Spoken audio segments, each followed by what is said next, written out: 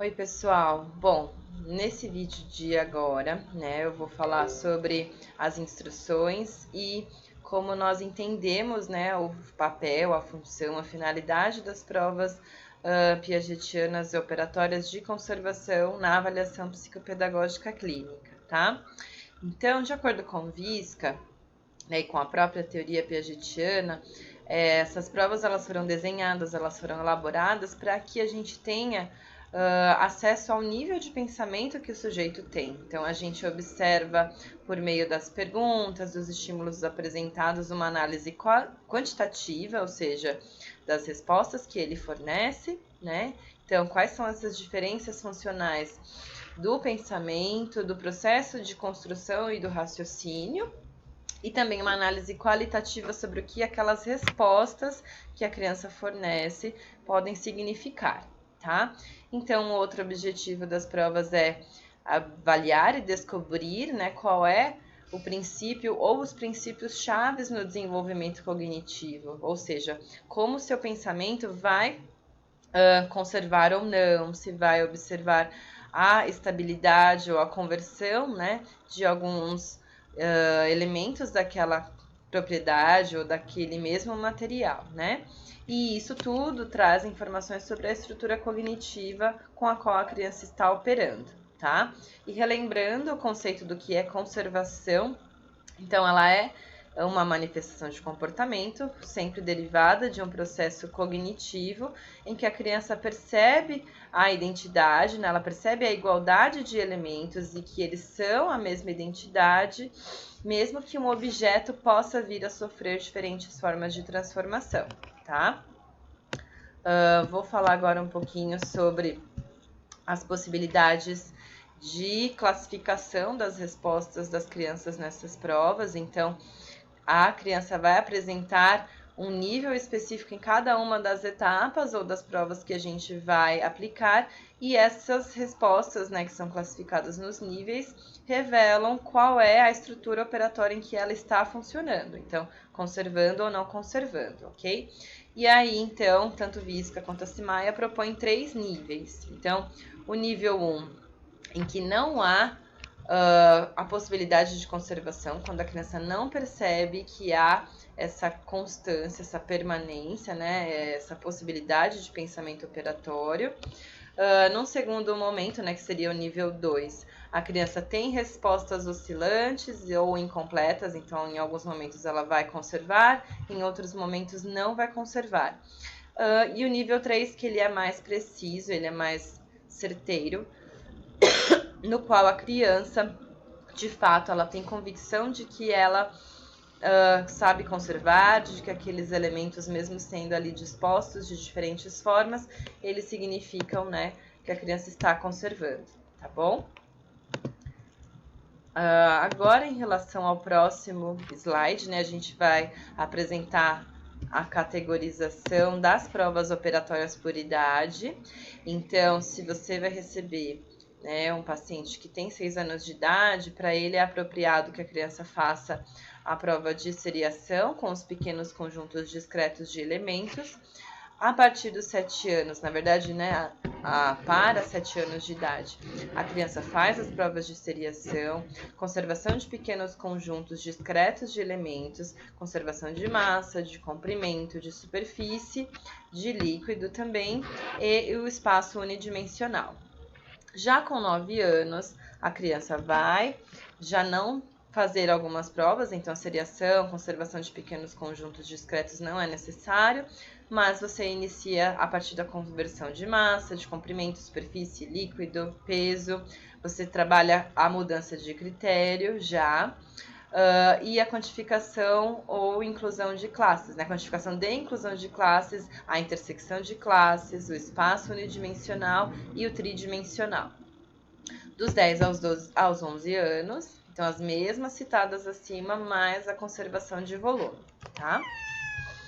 Bom, em relação à primeira prova que vocês precisam saber, né, para aplicar as provas de conservação, ela se refere então aos pequenos conjuntos discretos de elementos. Então vocês vão dispor fichas de diferentes cores, e essas fichas geralmente são redondas, podem ser feitas de EVA ou de plástico, e de acordo com a distribuição, né, em duas colunas, na verdade em duas linhas horizontais, você vai verificar se a criança percebe que há conservação da quantidade, e apesar das diferentes distribuições volumétricas ou espaciais, ok? Então, num primeiro momento, vocês apresentam os dois conjuntos que têm a mesma quantidade de peças, e aí você questiona a criança se ela percebe a quantidade de peças, e depois, mudando a configuração, nessa apresentação você faz a pergunta novamente. Então, essa linha, mesmo sendo mais comprida, ela tem a mesma quantidade de figuras ou de peças, e aí você observa se a criança se mantém convicta, se ela oscila, ou se ela de fato não vai conservar, tá? Na próxima prova, que é a conservação de quantidades de líquidos por meio do transvasamento, a gente vai dispor de recipientes de diferentes formatos e também vai observar o quanto a criança percebe que aquela quantidade de líquido, se ela varia ou se ela se conserva, se mantém, quando eu disponho esse líquido em diferentes recipientes, ok? Então, a gente pode colocar essa mesma quantidade de um recipiente para outro e depois mudar de um recipiente de um tamanho para um recipiente de um tamanho maior, ou mais largo, ou mais comprido, e depois distribuindo em outros recipientes, ok?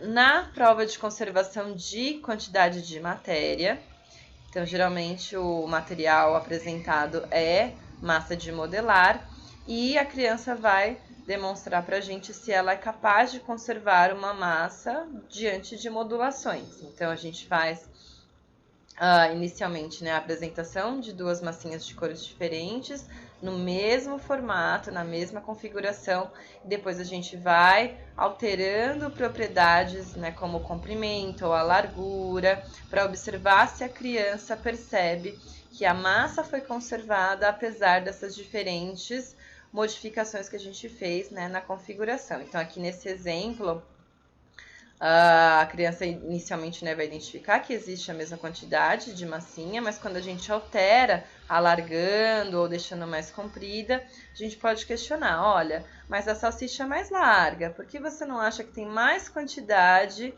de massa, né, nessa salsicha do que na bola? Então, a Cimaia, né, e os manuais, enfim, eles propõem diferentes formas de você acessar esse questionamento, gerar essa dúvida na criança. Então, isso é possível para que você veja o quanto ela se mantém convicta ou ela ainda está oscilando nessa percepção, tá?